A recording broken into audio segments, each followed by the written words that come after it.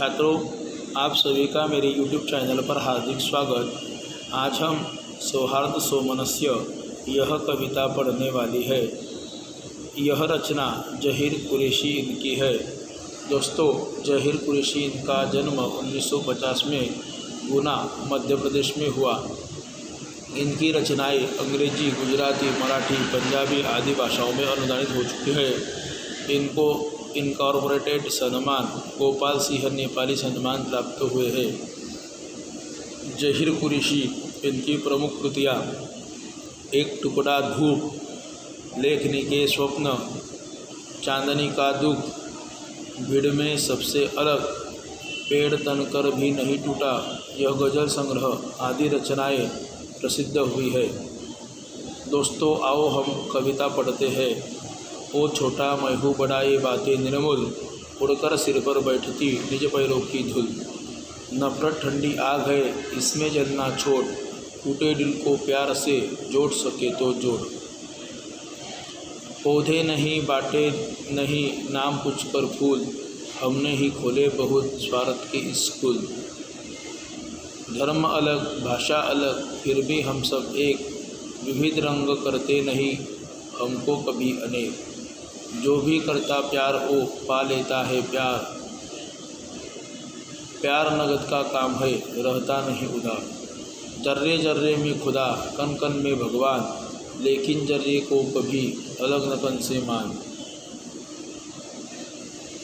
इसीलिए हम प्यार की करते साथ संभार, नफरत से नफरत बढ़े बड़े प्यार से प्यार।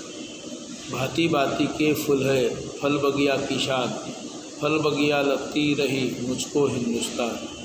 हम सब जिसके नाम पर लड़ते हैं हर बार, उसने सपने में कहा लड़ना है बेकार।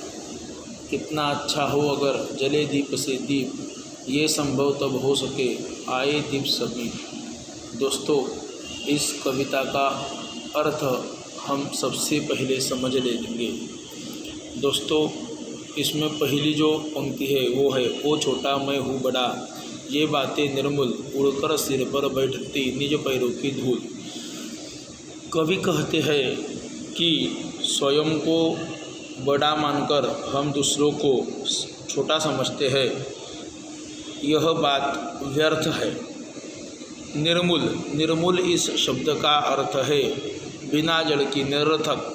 निर्मूल माने तो निरर्थक। ओ छोटा मैं हूँ बड़ा ये बात निर्मूल है, निरर्थक है। हम क्या कहते हैं कि मैं बड़ा हूँ वो छोटा है, ऐसा व्यर्थ अभिमान हम मन में रखते हैं, यह बात गलत है। हमें इनका त्याग करना चाहिए। हमें यह कभी नहीं भूलना चाहिए कि जो धूल है, जो पैरों तले रोंदते हैं, वह धूल जब उड़ती है तो हमारे सिर पर बैठती है। घृणा यानी नफरत एक ठंडी आग के समान है। इसलिए यह कवि कहते हैं नफरत ठंडी आग है, मतलब घृणा यानी नफरत एक ठंडी आग के समान है। इसमें जलना छोड़, टूटे दिल को प्यार से जोड़ सके तो जोड़। मतलब घृणा यानी नफरत एक ठंडी आग के समान है। यह धीरे धीरे हमें जलाती रहती है और हमारे व्यक्तित्व पर नकारात्मक प्रभाव डालती है। अतः हमें नफरत को त्याग देना चाहिए, जबकि प्यार ऐसी भावना है जो दुख में डूबे व्यक्ति को भी दुख के सागर से निकाल लेने में समर्थ है। जहाँ तक संभव हो हमें प्यार से टूटे दिल वालों को भी जोड़ने का काम करना चाहिए। बागों में विविध प्रकार के फूल खिलते हैं। प्रकृति किसी पौधे का नाम पूछकर उसे पुष्पित नहीं करती। देखो, पौधे ने बांटे नहीं नाम पूछकर फूल, हमने ही खोले बहुत स्वार्थ के स्कूल। मतलब बाग में विभिन्न प्रकार के पेड़ पौधे रहते हैं, फूल रहते हैं, और प्रकृति किसी पौधे का नाम पूछकर उसे पुष्पित नहीं करती, बल्कि वह मुक्त हस्त से सभी को पल्लवित पुष्पित करती है। यह तो हम मनुष्य है जो स्वार्थ की भावना से ग्रसित है। हमारे हर कार्य में पहले स्वार्थ सामने आकर खड़ा होता है। यह हमें कवि इस पंक्ति के माध्यम से समझाते हैं।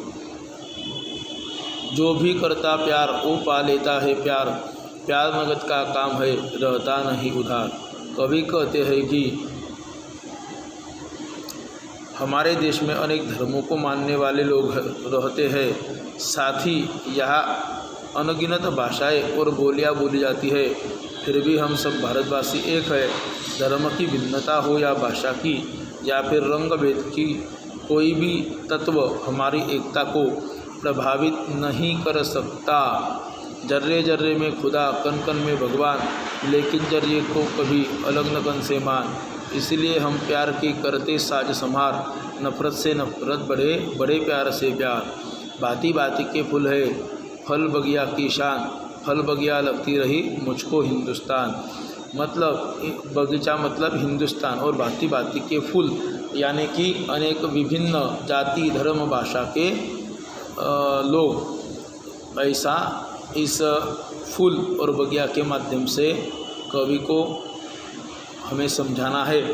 कवि कहते हैं हमारी देश में अनेक धर्म को मानने वाले लोग रहते हैं, साथ ही यहाँ अनगिनत भाषाएं और बोलियां बोली जाती है, फिर भी हम सब भारतवासी एक है।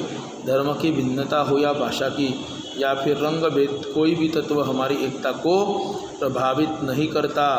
प्यार वह भावना है जिसका बदला प्यार से ही मिलता है, अर्थात जिससे हम प्यार से व्यवहार करते हैं, प्रत्युत्तर में वह हमें भी प्यार देता है। प्यार के कारण माहौल सुंदर हो जाता है और प्यार पाने वाला व्यक्ति अपनी भावनाओं को अभिव्यक्त करते हुए तुरंत प्यार से उसका जवाब देता है। कवि कहते हैं कि खुदा इस दुनिया के जर्रे जर्रे में व्याप्त है, उसी प्रकार भगवान इस जगत के कण कण में व्याप्त है। हम मनुष्यों को यह जानना चाहिए कि जर्रा और कण एक दूसरे से अलग नहीं है।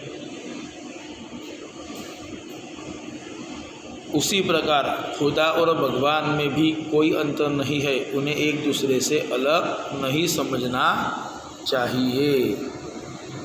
दोस्तों, हम सब जिसके नाम पर लड़ते हैं हर बार, उसने सपने में कहा लड़ना है बेकार। कितना अच्छा हो अगर जले दीप से दीप, यह संभव तब हो सके आए दीप सभी। कि हमें प्यार की भावना को कभी मलिन नहीं होना देना चाहिए, प्यार को संभालना चाहिए।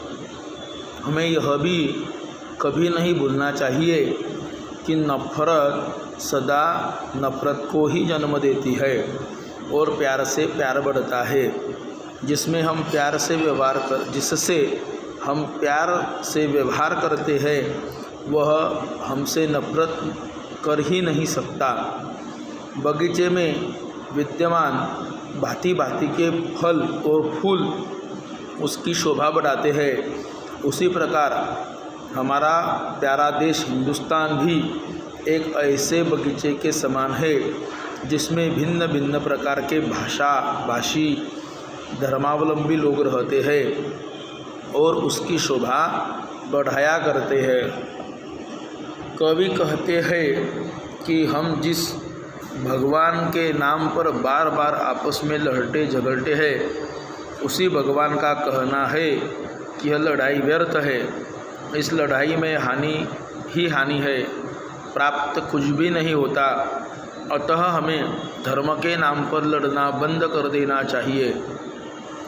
कवि कहते हैं यदि सभी देशवासी भाईचारा के साथ रहे तो कितना अच्छा हो। जिस प्रकार एक प्रकाशित दीपक से अनेक दीपक जलाकर दीपमालिका तैयार हो जाती है, उसी प्रकार सभी धर्मों के लोग नफरत को भुलाकर सद्भावनापूर्वक एक दूसरे के नज़दीक आए, तब यह भावना साकार हो सकती है। इस आशय की यह कविता है। दोस्तों, इसके बारे में इस कविता के ऊपर किस तरह की कृतियाँ पूछी जा सकती है, यह हम अगले वीडियो में देखेंगे।